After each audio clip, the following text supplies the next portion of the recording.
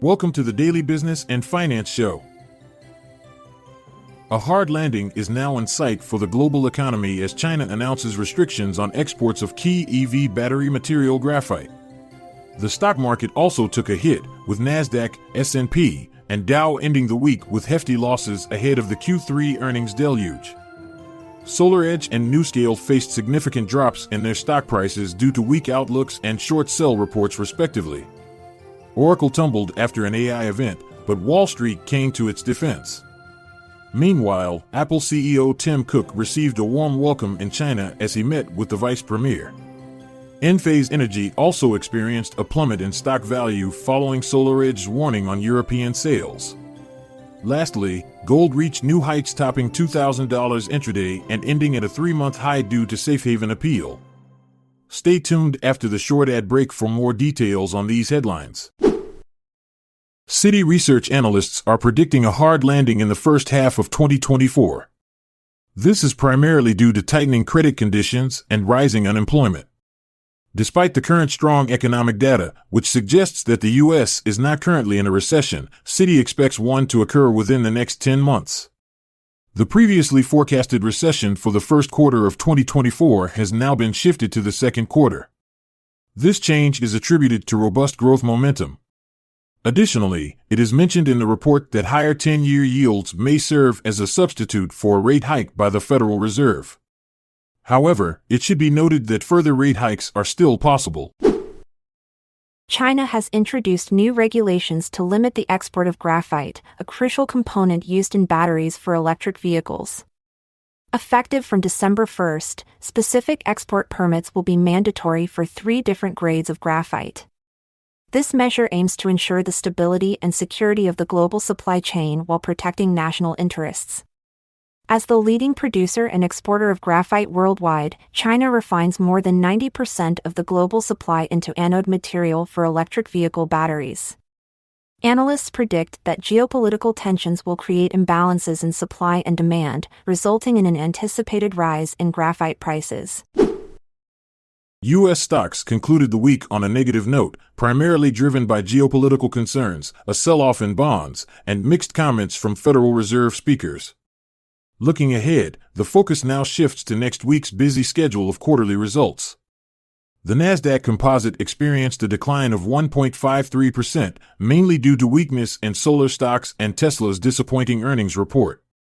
Similarly, the S&P dropped 1.26% and the Dow slipped 0.86%, with American Express decrease in quarterly network volume weighing them down. Treasury yields decreased, providing some relief from the bond sell-off, while WTI crude oil futures remained volatile amidst ongoing tensions between Israel and Hamas. SolarEdge Technologies, a prominent solar energy company, experienced a significant decline in its stock value during early trading on Friday. The drop amounted to 27.3%. This downturn was primarily attributed to the company's downward revision of its Q3 revenue outlook and the anticipation of considerably lower revenues in Q4. These projections were influenced by unexpected cancellations and delays from European distributors. It is worth noting that this negative development has also impacted other solar stocks, including Enphase Energy, which saw a decrease of 10.9%, SunPower with a decline of 10.1%, and Sunrun with a decrease of 5.7%. In response to this news, several analysts have downgraded SolarEdge stock due to concerns regarding inventory rebalancing and sluggish demand within the residential market. Shares of NewScale Power experienced a significant decline of 10.5% on Friday and a total drop of 21% over the course of 2 days. This decline was triggered by the release of a negative report from short seller Iceberg Research. The report raises doubts about NewScale's long-term viability by highlighting certain concerns. According to Iceberg Research, there are 2 main factors undermining NewScale's prospects. Firstly, they claim that there is a fake contract in place which raises questions about the company's credibility. Secondly, they argue that a major contract with Standard Power is at risk due to various reasons. One reason cited is Standard Power's alleged lack of financial means to execute the contract. Additionally, Iceberg points out that the managing director at Standard Power has a previous conviction for securities fraud, further casting doubt on their ability to fulfill obligations. NuScale also faces challenges with its carbon-free power project for Utah Associated Municipal Power Systems. In order to proceed with this project beyond January 2024, NuScale must secure additional project commitments or face termination risks. Iceberg Research predicts that these issues will lead to further dilution for shareholders and questions whether NuScale holds any value without government support. As of now, NuScale has not responded directly to the report released by Iceberg Research. However, it should be noted that Standard Power disputes all allegations made in the report and considers them unsubstantiated and inaccurate. This concludes the summary regarding recent developments surrounding shares of NuScale Power following Iceberg Research's negative report release. Shares of Oracle experienced a decline of more than 6.5% following its AI executive forum. However, industry analysts came to the defense of the company.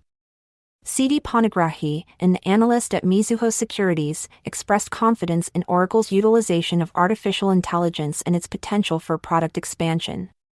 John D. Fucci, an analyst at Guggenheimer, highlighted the long-term benefits that generative AI could bring to customers. Meanwhile, Mark Murphy from J.P. Morgan noted that revenue from bookings was expected to extend beyond fiscal year 2024 and favor fiscal year 2025 instead. In a show of solidarity with Oracle's performance, other cloud computing stocks such as Salesforce, Adobe, Palo Alto Networks, and Microsoft also experienced declines. It is worth mentioning that last year Oracle announced the availability of NVIDIA's enterprise software in their cloud marketplace as part of their expanded partnership. During his surprise visit to China, Apple CEO Tim Cook met with the country's vice premier, who expressed support for the tech giant.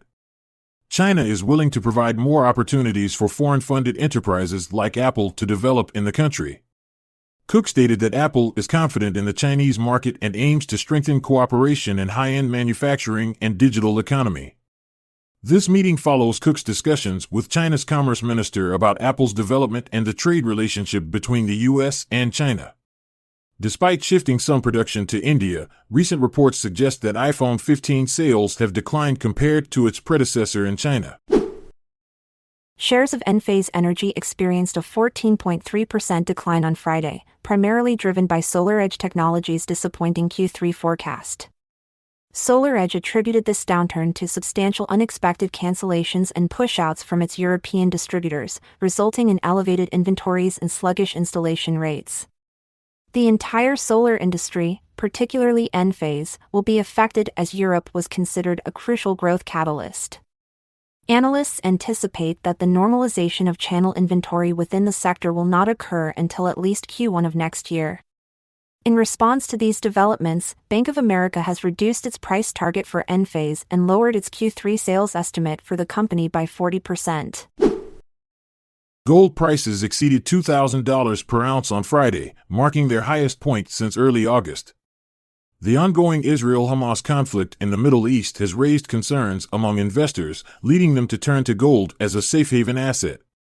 This surge in demand for gold has also positively impacted gold mining shares, with Barrick Gold experiencing a 2.4% increase and AngloGold Ashanti seeing a rise of 4.1%. Additionally, the rise in gold prices can be attributed to reduced anxieties regarding a potential interest rate hike by the Federal Reserve in 2023. It is now anticipated that rates will remain unchanged at the upcoming policy meeting. Thank you for joining us on today's episode of the Daily Business and Finance Show. Stay tuned for more insightful discussions on the latest trends in the world of business. I'm Montgomery Jones. And I'm Amalia Dupre. It's been a pleasure, until we meet again tomorrow. This content is sourced from the Seeking Alpha website, so support our podcast by becoming a Seeking Alpha Premium subscriber. See the show notes page for links to sign up. This episode is produced by Classic Studios. Check out our other podcasts in our network at classicstudios.com.